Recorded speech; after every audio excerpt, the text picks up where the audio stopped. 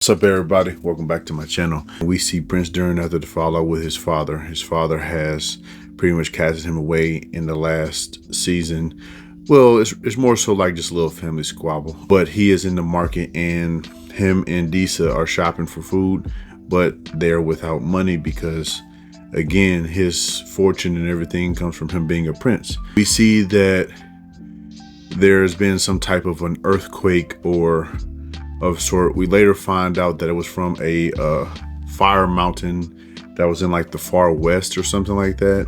But basically this caused the sun shafts to close up, which is basically their way of getting sunlight into Khazad-dûm and also be able to feed their crops. When I seen this, I was thinking to myself like, okay, so what is the next method that y'all are going to take? Well, they do have the Stone Singers, and Disa is the leader of the Stone Singers, and they attempt to bring back the light, or I guess shift the rocks back into the favor, but they were unable to do so. The stones, the ties, the bond that they had with everything is severed for some reason, and this is the first time in centuries that this has ever happened. So now everything is kind of left to be determined, but we obviously see towards the end of the episode the route that is headed. We cut to a vision, although at first we do not know it's a vision, but it is a vision that Galadriel is having, and she's kind of seeing the future. So basically she is at a wood carving of her brother. She's talking to her brother, and next thing you know, we get Celebrimbor. He first accuses her of basically being the reason that all of this has happened, and then we see the roots from the tree start to grab her and grab a hold of him.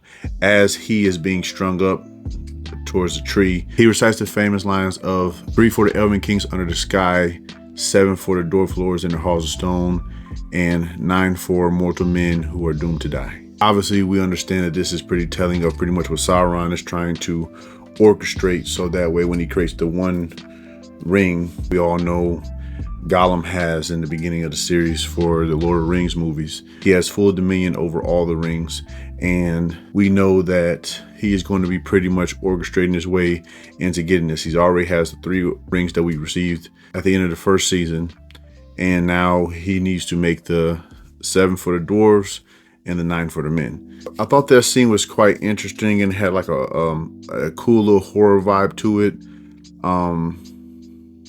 I think it's going to be interesting how we move further into the story to see basically how everything's going to unfold. My prediction is really going to be, it's kind of like the concept of basically you're attempting to not have an outcome happen, but all of your attempts and all your efforts is going to actually lead to it end up happening. So basically it's like, oh, well, the worst outcome, okay, I'm gonna try my best to not get that, but everything that you're going to do to preserve this is going to end up, causing it to actually happen. Basically, you are going to actually lead to it happening. I found that the imagery within the scenes was done pretty well. I like the pacing overall for this episode. This episode is way better at the pacing. I didn't really like how, as I said before, I didn't really like how the first episode handled the pacing. It was like a lot of jump cuts, but this go around is a lot smoother. Next, we see that Sauron has actually got in contact with Celebrimbor's assistant, or who I assume is his assistant or his student. She has pretty much told him that he is not welcome to send him away. I assumed at first that they were going to just, invite him in right away, but he has listened to what Galadriel had said, and he is attempting to not allow for him to stay. Although Sauron is very stubborn, and on top of that, he has a mission. So he stayed the entire night. This dude is just ridiculous. And then it starts to rain, so as Celebrimbor is checking to make sure to see if he's actually left, the softer side comes out. And then he finally actually comes down to talk to him. But when he goes down to talk to him, he gets played for a fiddle. And I'm thinking to myself like, wow, man, you must be really insecure. You must have a lot of validation that you need to be given to you for your hard work. And I get it. He's the life of a perfectionist. He's trying to change the world and mark his territory and put his name in history. But Sauron, the master that he is, he was able to play on that. He was able to trick him into believing that he spoke to Galadriel and spoke to the High King, and that the rings working correctly were something that they decided to keep away from Celebrimbor, which is far from the truth. They actually tried to send letters out with 2 different messengers, as you remember from the first episode. And we see in this episode, both of the messengers and the horse got killed. Now, we didn't see who did it. I thought it was the orcs, but it could be a new player in this whole entire game. We fast forward and he finally eventually falls for it. He falls for the okie doke. He allows for Sauron to come in. And once he does that, it's game on at that point. Sauron with the theatrics. He has the door bust open. Once Celebrimbor goes to go shut the door because, heavy gust of wind came in. All the lights are off. Sauron is nowhere to be found. Next thing you know, the fireplace, the fire pit lights up fire. He's coming out being all, over the top. And we see that he has taken a new form. He takes his form and he goes by the name of Anatar. And he has pretty much convinced Celebrimbor that he is doing the righteous thing, and he is going to be the savior of the Middle Earth, and he's going to be known as the Lord of the Rings.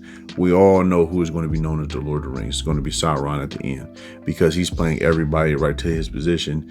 I mean, at the end of the episode, he even sent out a invitation to Prince Durin to come to Eregion, so that way he can masquerade as some sort of a grandiose invitation. But we all know that this is his ploy, so that way he can really actually get what he needs to make these rings.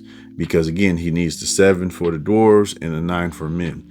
And this whole entire situation has really started to turn into his favor. We also get Nori and the Stranger this episode, and might I say, this episode was a lot better.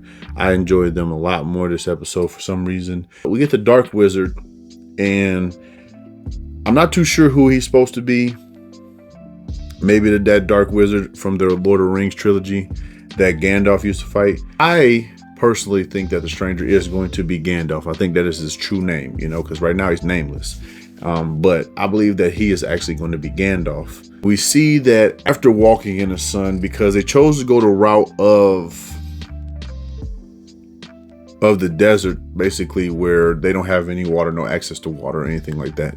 And once they went that route, obviously, eventually the sun caught up to them. And while the Stranger is pulling Nori and Poppy along the way, he eventually passes out. Poppy eventually does find a well, and she ended up getting a bucket of water. But the sad part about it is, once the rope goes back down, there's like a bell attached to it. So it just ring. It's ringing the bell the entire time. And next thing you know, sure enough, the riders and the people that were searching for them to take them to the Dark Wizard showed up out of nowhere. And we know that apparently they have some type of curse on their skin, so this is the reason why they're covered and the reason why they look like they look. And it makes sense. This is the reason why they decided to go and actually take the Stranger, who I think is Gandalf, to the Dark Wizard as a way to eventually, hopefully, get healed. But in all experiences with just the evil and dark side, the chances that the Dark Wizard is going to uphold that bargain and all that type of stuff isn't going to work out. He's going to play them. I'm not even going to be too surprised if he ends up killing them. But we see that the staff that the Stranger had dreamed of in Rune, he found, and he used it with his power to create a big old sandstorm. Unfortunately, he still has no control over his power, and the targeted group obviously were, struggling to get out of it.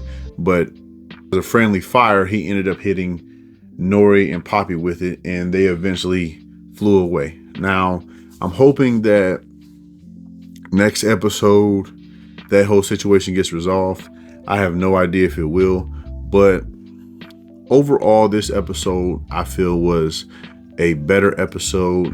Like I said, again, the pacing was a lot better. It was a lot smoother. and the story was able to breathe a little bit more. It didn't feel like we just pop everywhere. I would give this episode an 8 out of 10. Yes, I said an 8 out of 10. If you like this video, go ahead and like, comment, and subscribe. Stay tuned for my episode 3 review, and thank you.